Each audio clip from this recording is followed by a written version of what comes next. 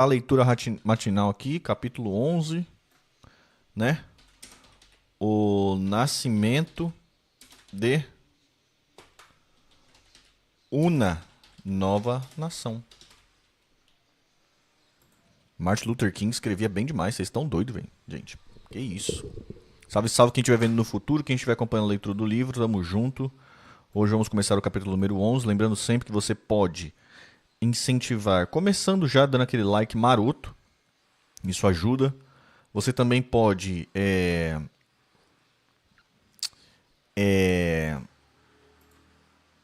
compartilhar e deixar um comentário, porque isso aí também ajuda pra caramba. Ah, mas acho que é muito pouco isso, eu quero ajudar mais. Você pode incentivar com a meta do mês, aí no Pix. Você pode também ser sub ou membro do canal. Sub na plataforma roxa e membro do canal você pode ser aqui também no YouTube. Beleza? É nóis, tamo junto, bora lá. Sara, bom dia sogra, tamo junto, como é que tá a roça? Vamos lá então, capítulo 11, o nascimento de uma nova nação. Gana é um país que tem algo a nos dizer. Ele nos diz que o opressor nunca liberta voluntariamente o oprimido. É preciso trabalhar para isso. A liberdade nunca é dada a ninguém. As classes privilegiadas jamais abrem mãos dos seus privilégios sem que haja uma forte resistência. 4 de março de 57. King e seu grupo chegam à Costa do Ouro para a comemoração da independência. 6 de março, também de 57, comparece a cerimônia realizada à meia-noite que assinalou a independência de Gana. 12 de março de 57, parte de Gana para Roma, passando pela Nigéria. Em 27 de março, também de 57, volta a Nova York depois de paradas em Paris e Londres. O momento em que soube que iria a Gana, senti uma emoção muito profunda. Uma nova nação está nascendo. Ela simbolizava o fato de que uma nova ordem estava surgindo e uma antiga ordem estava morrendo. Eu estava profundamente interessado nisso. Queria estar envolvido nisso, fazer parte disso e observar com os meus próprios olhos o nascimento dessa nova nação. A viagem, que incluía visitas a outros países da África e várias escalas na Europa, teve um tremendo valor cultural e possibilitou muitos contatos de importância duradoura. A luta em Gana tinha durado muitos anos.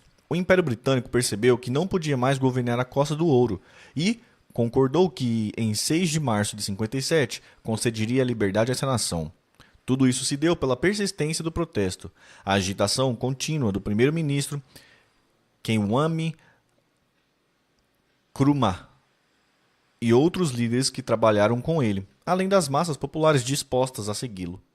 O nascimento de uma nova era. E esse dia finalmente chegou. Por volta da meia-noite de uma noite escura de 1957, nascia uma nova nação. Foi um grande momento. Ao sairmos para as ruas, vimos quase 1 milhão de pessoas nos campos de polo. Tinha esperado por essa hora e por esse momento por muitos anos. Vieram pessoas de todo o mundo, 70 países, para dizer a essa nova nação: nós os saudamos e lhes damos nosso apoio moral. Esperamos que tenham a orientação de Deus no momento em que estão entrando no reino da independência. Foi uma bela experiência ver presentes algumas das principais lideranças dos cenários dos direitos civis dos Estados Unidos. À minha esquerda estava Charles Diggs, à direita Adam Clayton Powell e Ralph Bunche. Havia todos aqueles americanos: Mordecai Johnson, Horace Mann Bond, A. Philip Randolph. Depois você olhava adiante e viu o vice-presidente dos Estados Unidos. Um negro elegante subiu a plataforma, seguido por outros 8 ou 10 homens. Ele ficou lá de pé e disse: não somos mais uma colônia britânica. Somos um povo livre e soberano. Quando ele estava pronunciando essas palavras, olhamos para trás e vimos uma velha bandeira sendo arriada e uma nova, hasteada. E eu disse a mim mesmo: aquela bandeira velha que está sendo recolhida não abrange o significado desse drama que se desenrola no palco da história, pois é o símbolo de uma antiga ordem agora moribunda. A nova bandeira que está hasteando simboliza o nascimento de uma nova era. Eu podia ouvir pessoas naquele imenso púlpito gritando: liberdade, liberdade. Antes que me desse conta, comecei a chorar. Meu pranto era de alegria, e eu sabia de toda a luta, de toda a dor e de toda a agonia que esse povo tinha vivenciado para que esse momento chegasse. Após o discurso final de Nkrumah, fomos embora, e pudemos ouvir crianças de 6 anos e idosos de 80 e 90 caminhando pelas ruas de Accra e gritando: liberdade, liberdade. Gritavam essas palavras no sentido Gritava essa palavra num sentido em que nunca a tinha escutado antes, e pude ouvir aquele velho espiritual, negro, mais uma vez cantando em voz alta. Finalmente livre, finalmente livre. Deus Todo-Poderoso, estou finalmente livre. Eles vivenciavam isso em suas próprias almas. E por onde quer que passemos, podíamos ouvi-los ecoando nos telhados. Podíamos ouvi-los vindo de cada esquina, de cada canto e recanto da comunidade. Liberdade, liberdade. Era a fuga do Egito. Salve Pedro, bom dia, mano. Sermão engana. É uma carta, tá, gente? Sermão engana. Esta manhã parece que posso ouvir Deus falando. Posso ouvi-lo falando por todo o universo, dizendo: fiquem quietos e saibam que eu sou Deus. E se vocês pararem, não se purificarem, se não deixarem de explorar as pessoas, eu vou reagir e quebrar a espinha dorsal do seu poder. E esse poder deixará de existir. E o poder da Grã-Bretanha deixou de existir. Eu olhei para a França. Eu olhei para a Grã-Bretanha. E pensei naquele inglês que podia se gabar. O sol nunca se põe em nosso grande império. E eu agora digo que chegou ao ponto em que o sol nunca se ergueu no Império Britânico. 7 de abril de 57. A coisa que mais me impressionou naquela noite foi quando Krumah e os outros ministros que tinham estado presos junto com ele apareceram. Eles não chegaram com as coroas e todas as vestimentas usadas pelos reis. Chegaram com os bonés que usavam na prisão. Krumah levantou-se e fez seu discurso final ao parlamento usando o bonezinho e o casaco que tinha usado por muitos meses como prisioneiro. Frequentemente, o caminho que levava à liberdade pode fazê-lo passar pela prisão. Krumah começou de forma humilde. A mãe e o pai não eram chefes, mas analfabetos, pessoas humildes. Ele frequentou a escola na África por algum tempo e então resolveu trabalhar para conseguir viajar para a América. Frequentou a Universidade da Pensilvânia e lá obteve seu diploma de teologia. Foi pastor por algum tempo na Filadélfia. Depois voltou para a Universidade da Pensilvânia a fim de fazer um mestrado em filosofia e sociologia. Ele sempre percebeu que os objetivos do colonialismo eram a dominação e a exploração. O colonialismo destinava-se a manter determinado grupo subjugado e explorá-lo, economicamente em proveito de outro. Ele estudou e refletiu sobre tudo isso, e um dia resolveu voltar à África.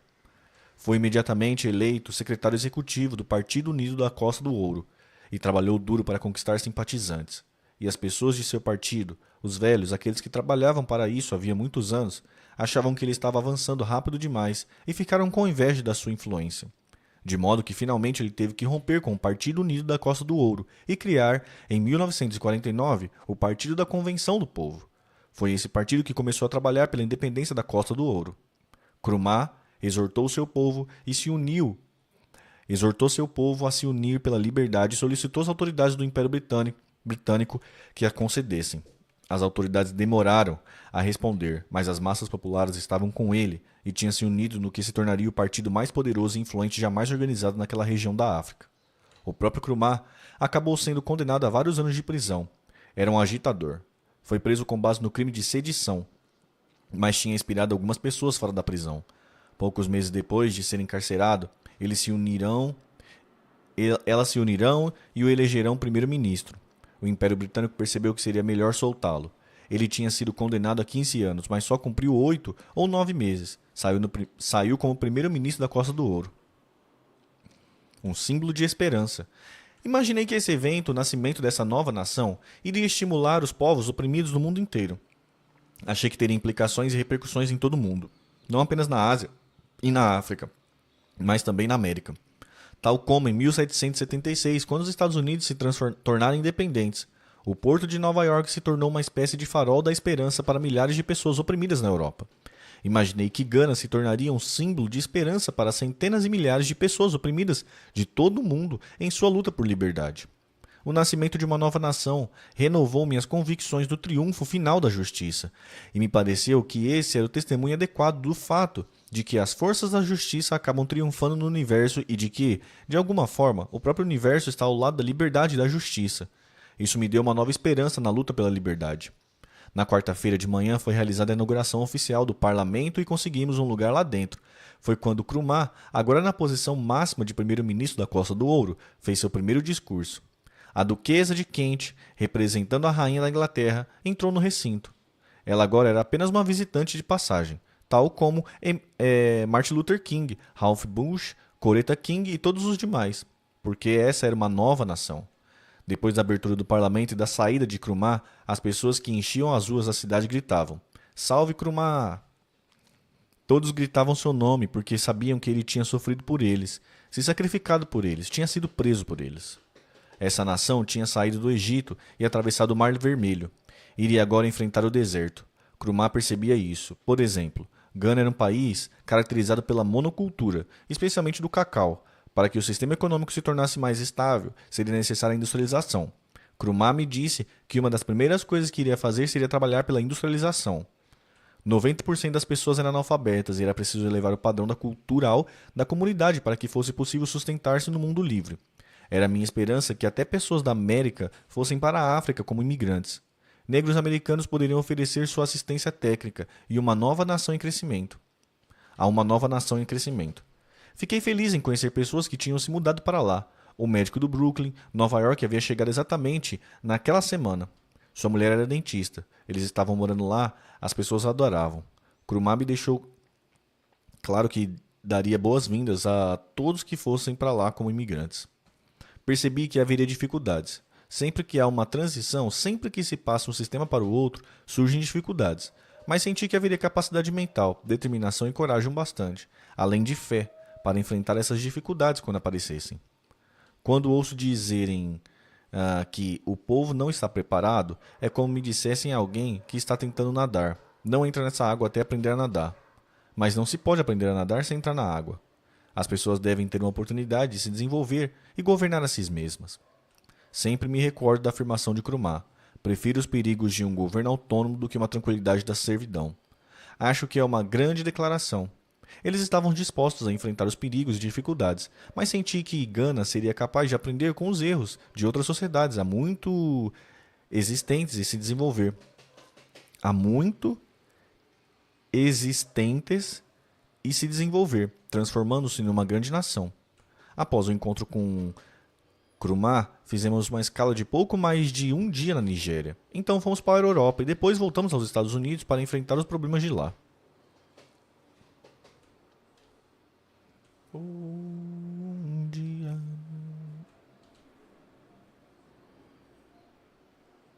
acabou já o capítulo?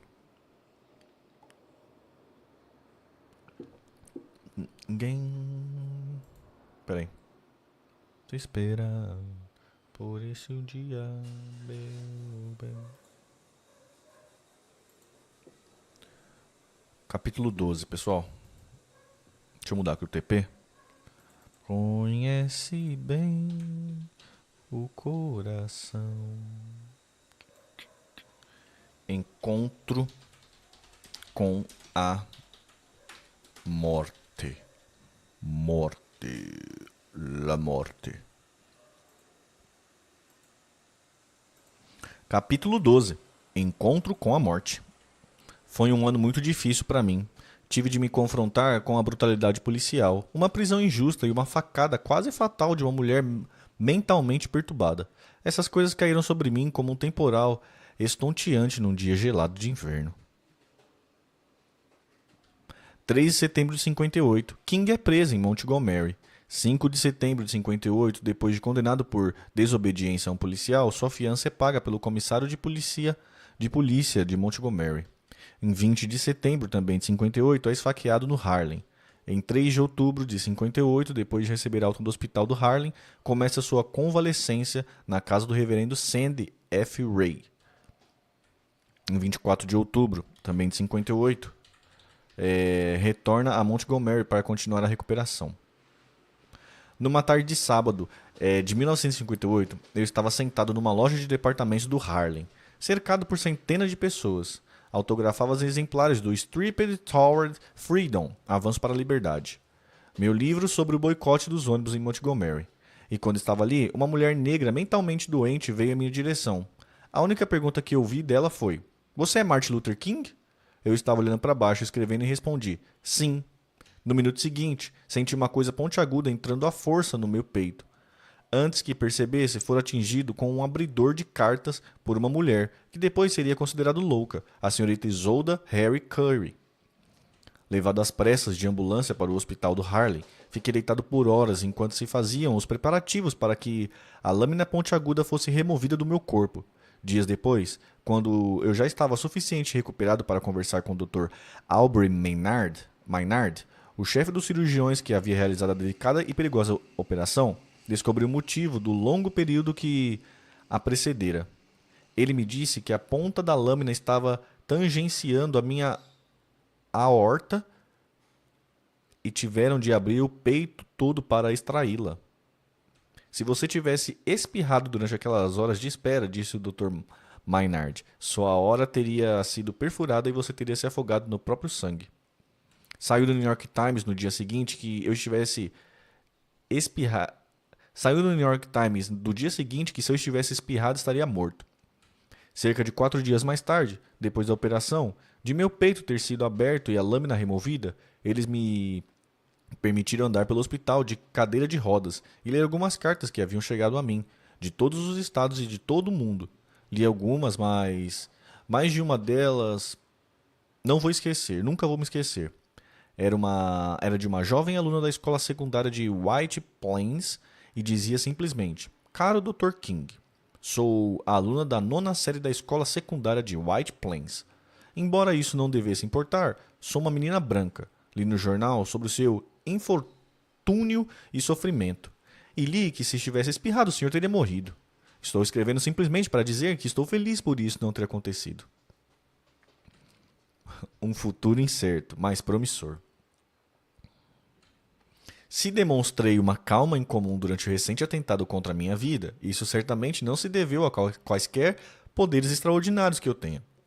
Em vez disso, deveu-se ao poder de Deus operando por meio intermediário.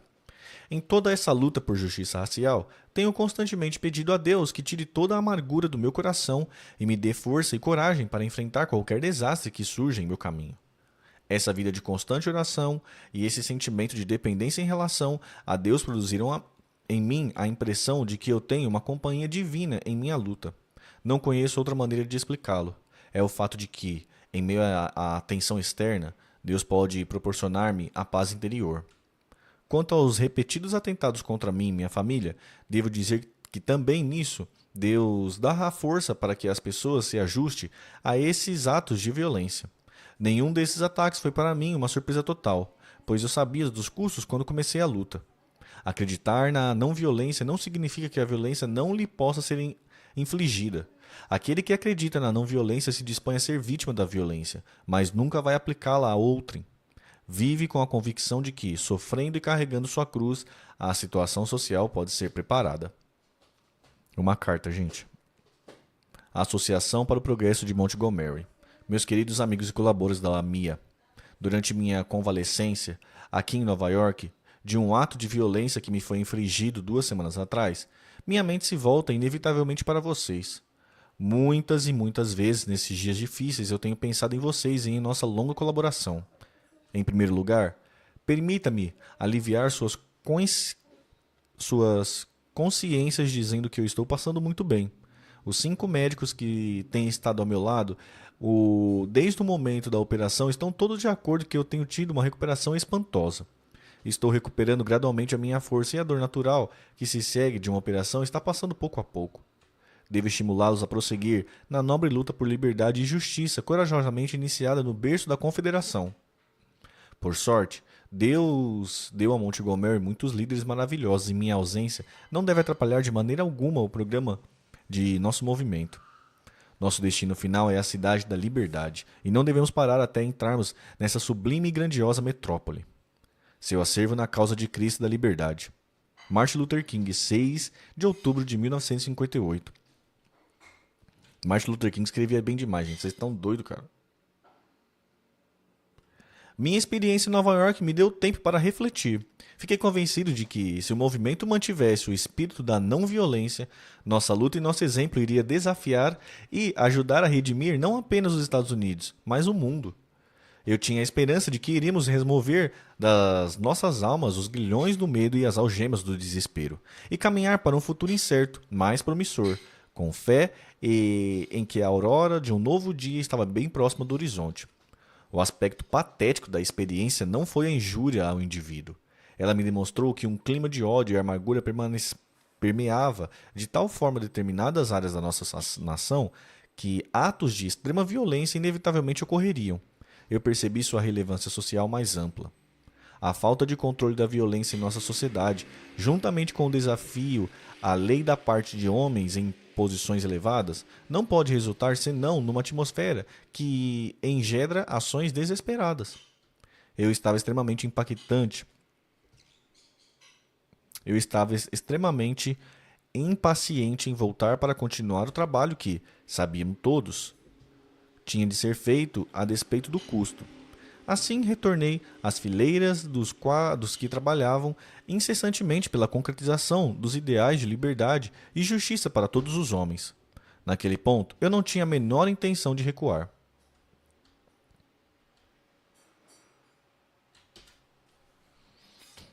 Boa. Foi o capítulo 12. Os capítulos estão mais curtos agora, cara. Querem ler mais um? Deu 24 minutos só. 20 minutos. Deixa eu ver quantas páginas tem mais um. Querem que lê mais um?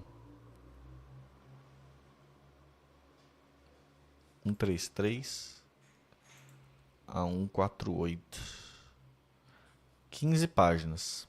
Mais 15 paginazinhas. Bora ler? Ou não? Bora para as notícias. Ah, sabes onde é que eu vou estar?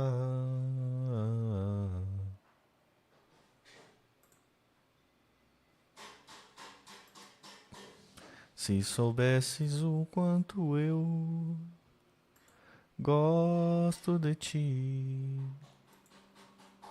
já posso dizer que tudo valeu. Abrir a porta e te conheci. Lê ou não lê? Tudo que eu lhe dei, tudo que me destes, tudo que vivemos, não desiste já de mim.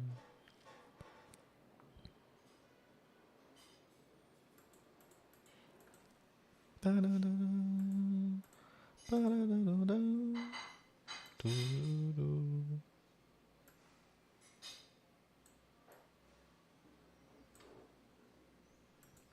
Paro quando ouço teu. Leia. Boa.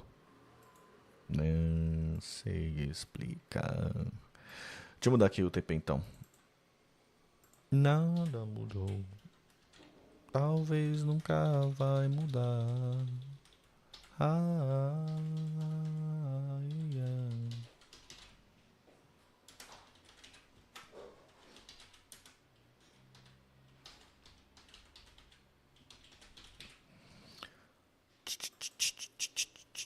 Se soubesses o quanto eu gosto de ti. Vamos lá então? Abrir a porta e te conhecer. Capítulo 13.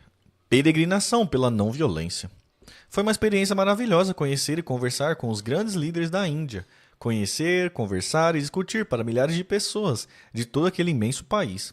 Essas experiências continuarão sendo caras para mim enquanto as cordas da memória continuarem esticadas.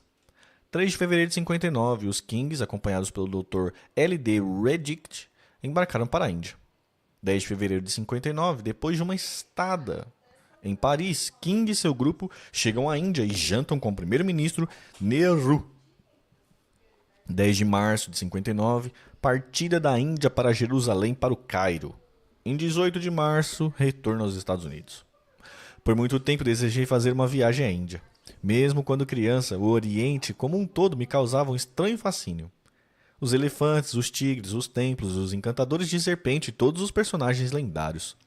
Enquanto prosseguia o boicote em Montgomery, a Índia de Gandhi era a luz que guiava nossa estratégia de mudança social não violenta. Assim, logo que obtivemos nossa vitória sobre a segregação nos ônibus, alguns de meus amigos disseram: por que não vai à Índia para ver com os seus próprios olhos o que Gandhi que você tanto admira tem feito?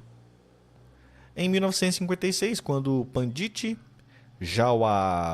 Jawaharlal Nehru, primeiro-ministro da Índia, fez uma breve visita aos Estados Unidos, foi suficientemente gentil para dizer que gostaria de ter se encontrado comigo. Seus representantes diplomáticos fizeram sondagens sobre a possibilidade de eu algum dia visitar aquele país. Nosso ex-embaixador da Índia, Chester Bowles, me escreveu falando da mesma coisa. Mas sempre que eu estava para fazer a viagem, alguma coisa interferia. Uma vez foi minha ida a Gana em função de um compromisso anterior. Outra vez foram os meus editores me pressionando para eu finalizar o texto de Stride Toward Freedom. Então foi a vez da senhorita Isola Harry Curry. Ela não só derrubou meus planos de viagem, mas também quase todo o resto. Depois de me recuperar desse encontro quase fatal a ser finalmente liberado pelos meus médicos, me ocorreu que talvez fosse melhor fazer a viagem à Índia antes de mergulhar mais uma vez no oceano profundo da luta contra a segregação no sul do meu país. Preferi não fazer essa viagem sozinho e pedi a minha mulher e a meu amigo, Lawrence Reddick, que me acompanhassem. Coretta estava particularmente interessada nas mulheres da Índia e o Dr. Reddick na história e no governo daquele grande país. Ele tinha escrito minha biografia, Crusader Without Violence, um cruzado sem violência, e dito que meu verdadeiro teste ocorreria quando as pessoas que conheciam Gandhi me examinassem e fizessem uma avaliação minha e do movimento de Montgomery. Constituímos uma espécie de time de 3 cabeças com 6 olhos e 6 ouvidos para ver e escutar. E assim, em 3 de fevereiro de 59, pouco antes da meia-noite, embarcamos no avião em Nova York. No caminho, fizemos algumas paradas em Paris, onde tivemos com Richard Wright, um velho amigo de Reddick, que nos atualizou sobre as atitudes dos europeus em relação às questões dos negros e nos proporcionou uma amostra da melhor cozinha francesa. Perdemos nossa conexão na Suíça em função do nevoeiro e chegamos à Índia após uma viagem tortuosa, com 2 dias de atraso. Mas no momento em que descemos das nuvens para o aeroporto de Bombaim, no dia 10 de fevereiro até o dia 10 de março, quando nos despedimos do aeroporto de Nova Delhi, tivemos uma das experiências mais intensas e surpreendentes de nossas vidas. Éramos vistos como os irmãos. Tivemos uma grande recepção na Índia. As pessoas nos proporcionaram a hospitalidade mais generosa que se possa imaginar. Quase todas as portas estavam abertas, de modo que pudemos ver alguns dos principais experimentos sociais da Índia e conversar com líderes de dentro e de fora do governo, desde o primeiro-ministro Nehru, passando por membros das assembleias das aldeias até Vinoba Bhave, o líder santificado do movimento pela reforma agrária. Como nossas fotos estavam frequentemente nos jornais, não era incomum sermos reconhecidos pelas pessoas em lugares e veículos públicos. Vez por outra, eu fazia um passeio matinal pelas ruas de grandes cidades e, nos lugares mais inesperados, alguém aparecia e perguntava: "Você é Martin Luther King?" Recebemos centenas de convites que nosso tempo limitado não nos permitiu atender. Éramos vistos como os irmãos, a cor de nossa pele sendo uma espécie de vantagem. Mas o laço de fraternidade mais forte era a causa comum das minorias e dos povos coloniais da América, na África e na Ásia, em luta para se livrar do racismo e do imperialismo. Tivemos a oportunidade de compartilhar nossas opiniões com milhares de indianos em conversas intermináveis e numerosas reuniões. Falei com grupos de universidades e encontros públicos por todo o país. Devido ao forte interesse dos indianos pelos problemas de raça, esses encontros geralmente estiveram lotados. Às vezes eram usados intérpretes, mas em geral falei para plateias familiarizadas com o inglês. O povo indiano adora ouvir os spirituals dos negros. Assim, Coretta acabou cantando tanto quanto eu dava palestra. Descobrimos que os caçadores de autógrafos não são uma exclusividade americana. Após aparições em reuniões públicas e quando visitamos aldeias, muitas vezes éramos cercados por pessoas em busca de autógrafos, mesmo viajando de avião. Mais de uma vez, os pilotos saíram da cabine para pedir nossas assinaturas. Tivemos boa cobertura da imprensa durante nossa estada. Graças aos jornais indianos, o boicote dos ônibus de Montgomery já era bem conhecido naquele país. Os periódicos indianos talvez tenham dado uma melhor cobertura da nossa greve de 381 dias do que a maioria dos jornais americanos. Tivemos coletivas de imprensa em todas as principais cidades: Delhi, Calcutá, Madras e Bombaim. e conversamos com jornalistas em praticamente todos os lugares que visitamos. Eles faziam perguntas diretas e por vezes pareciam hostis, mas essa era apenas sua forma de obter a matéria que estavam procurando. Como repórteres, foram escrupulosamente justos conosco e seus editoriais mostraram uma surpreendente compreensão do que estava ocorrendo nos Estados Unidos e em outras partes do mundo. É uma carta, tá, gente? Reflexões sobre a viagem à Índia. Como se pode deixar de ficar deprimido quando se descobre que, dos 400 milhões de habitantes da Índia, mais de 365 milhões têm uma renda anual inferior a $60? A maioria dessas pessoas nunca viu um médico ou um dentista. Ao constatar essas condições, eu me descobri dizendo que nós, nos Estados Unidos, não podemos ficar sem fazer nada, sem nos preocuparmos. Então uma coisa gritou dentro de mim. Oh não, por que o destino dos Estados Unidos está ligado ao destino da Índia? Ao destino de todas as outras nações? Eu me lembrei de que gastamos mais de $1 milhão por dia com o armazenamento de comida nesse país. Disse a mim mesmo. Sei onde podemos armazenar essa comida sem custos, nos estômagos fragilizados de milhões de pessoas que toda noite vão dormir com fome. Talvez gastemos uma parte muito grande de nosso orçamento nacional construindo bases militares por todo o mundo, em vez de construirmos bases de interesse e na compreensão e da compreensão genuínos. Discurso na Universidade Lincoln, 6 de junho de 61. Humanidade congestionada. A Índia é um grande país com grandes problemas. Fizemos longas viagens de avião, de norte a sul, de leste a oeste. Andamos de trem em trechos mais curtos e usamos automóveis e jipes para atingir locais menos acessíveis. Por toda parte vimos uma unidade congestionada. Nas estradas, nas ruas e nas praças das cidades, até nas aldeias. A maioria das pessoas era pobre e mal vestida. Na cidade de Bombaim, por exemplo, 500 mil de pessoas, na maioria homens solteiros desempregados ou empregados em tempo parcial, dormiam nas ruas todas as noites. A pobreza na Índia provocava grandes infortúnios, mas, estranhamente, a criminalidade era relativamente baixa. Essa era outra manifestação concreta da maravilhosa qualidade espiritual do povo indiano. Eles eram pobres, viviam amontoados, quase morrendo de fome, mas não descontavam uns nos outros. Em contraste com seus conterrâneos acometidos pela pobreza, havia indianos que eram ricos, moravam em casas luxuosas, possuíam terras, roupas finas e mostravam evidência de superalimentação. A burguesia, seja ela branca, negra ou morena, comporta-se da mesma forma no mundo inteiro. Os líderes indianos, dentro e fora do governo, estavam conscientes dos outros grandes problemas de seu país e buscavam heroicamente enfrentá-los. O país parecia dividido. Alguns diziam que a Índia deveria ocidentalizar-se e modernizar-se tão rápido quanto possível, de modo a poder elevar os padrões de vida. Mas havia outros, talvez a maioria, para os quais a ocidentalização traria consigo os males do materialismo, da competição feroz e do individualismo exacerbado.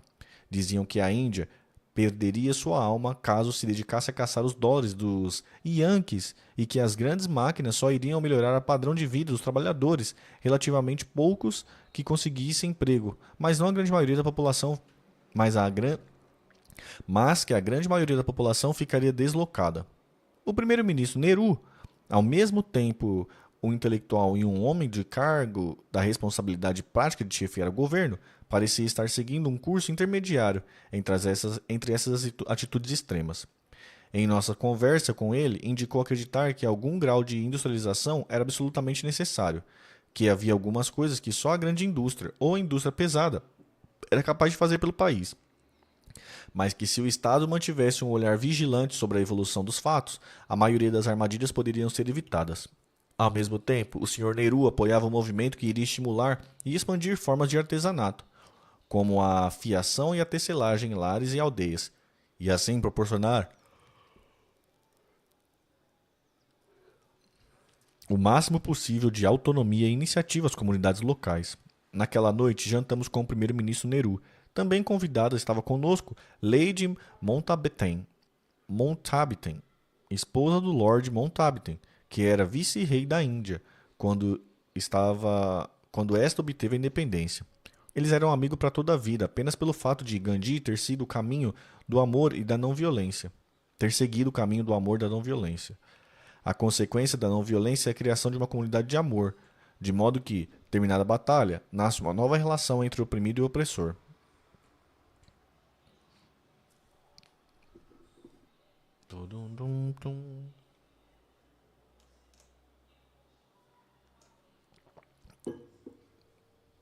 Os Buldanitas. Houve um grande movimento na Índia que ainda é quase desconhecido nos Estados Unidos. Em seu cerne estava a campanha pela reforma agrária, conhecida como Bundan.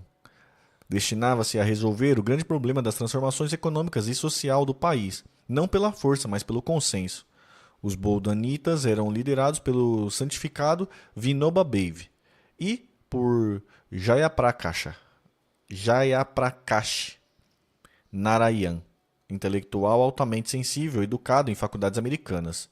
Seu ideal era a aldeia autossuficiente. Seu programa visara persuadir grandes proprietários de terras e doarem alguma de suas propriedades a camponeses sem terra. Convencer pequenos proprietários a abrirem mão de sua propriedade individual em favor da propriedade coletiva das aldeias.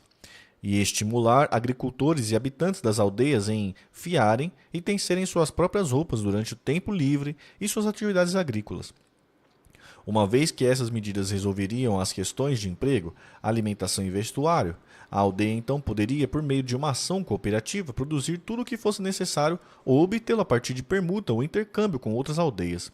Assim, cada aldeia seria virtualmente autossuficiente e assim se libertaria da dominação dos centros urbanos, os quais eram como imãs que atraíam as pessoas para fora das zonas rurais, concentrando em favelas e mergulhando nos vícios da cidade.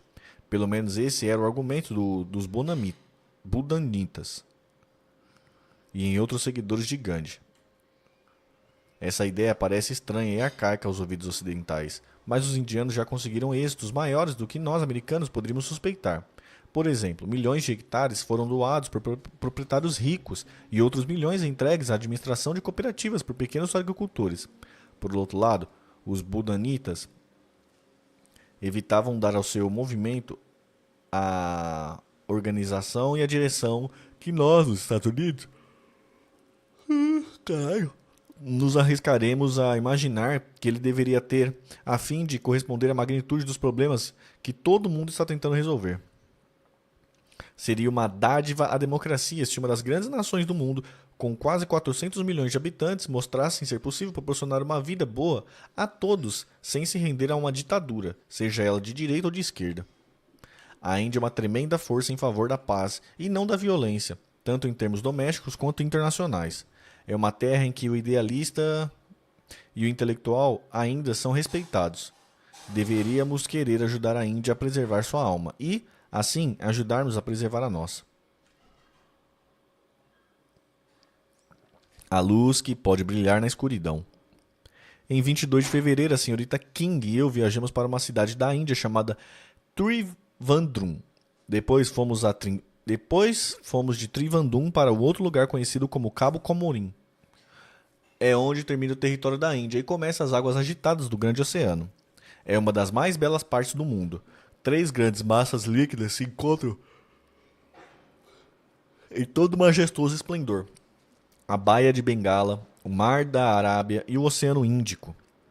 Lembro-me de como chegamos lá e observamos as grandes e antigas rochas e uma visita verdadeiramente incrível, destacando-se sobre as águas, destacando-se no oceano, sentados numa pedra enorme que se projetava ligeiramente sobre o mar. Ficamos fascinados com a vastidão do oceano, a sua terrificante imensidão. Olhávamos as ondas daquela enorme massa líquida a se desdobrarem numa sucessão quase ritmada, enquanto as ondas se chocavam com a base da rocha em que estavam sentados. Uma espécie de música oceânica trazia suavidade aos nossos ouvidos. A oeste víamos o magnífico sol, uma cósmica bola de fogo, parecendo mergulhar no oceano. Quando quase nos tínhamos perdido de vista, Coleta me tocou e disse: "Veja, Martin, como isso é belo."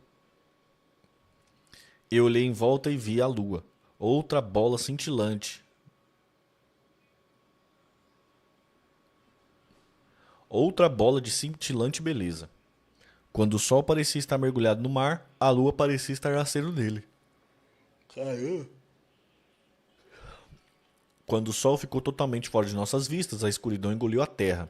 Mas a leste, a luz radiosa da lua nascendo brilhava suprema. Essa era, como eu disse, uma das mais belas partes do mundo. E aconteceu de ser uma daquelas noites de lua cheia. É um dos poucos lugares do mundo em que se pode ver simultaneamente o pôr do sol e o nascer da lua. Eu vi tudo isso quando me veio à mente uma coisa que eu precisava compartilhar com Coreta, com o Dr. Reddick e com outras pessoas que nos acompanhavam naquele lugar. Deus tem a luz que pode brilhar na escuridão. Temos experiências em que a luz do dia se vai, deixando-nos no meio de uma noite escura e desolada.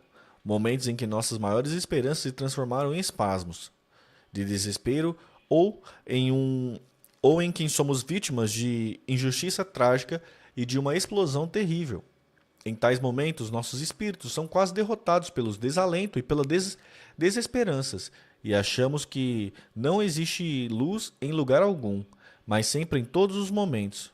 Olhamos para o leste e descobrimos que existe outra luz que brilhará até a escuridão, e a lança da frustração é transformada numa flecha luminosa.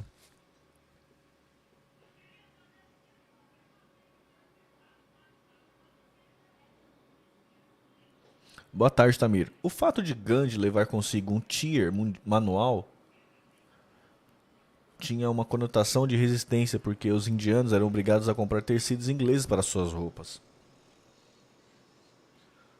Oh, interessante, Marcos.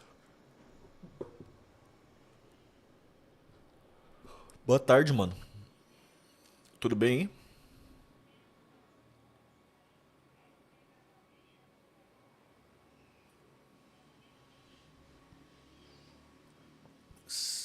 É uma carta, tá, gente?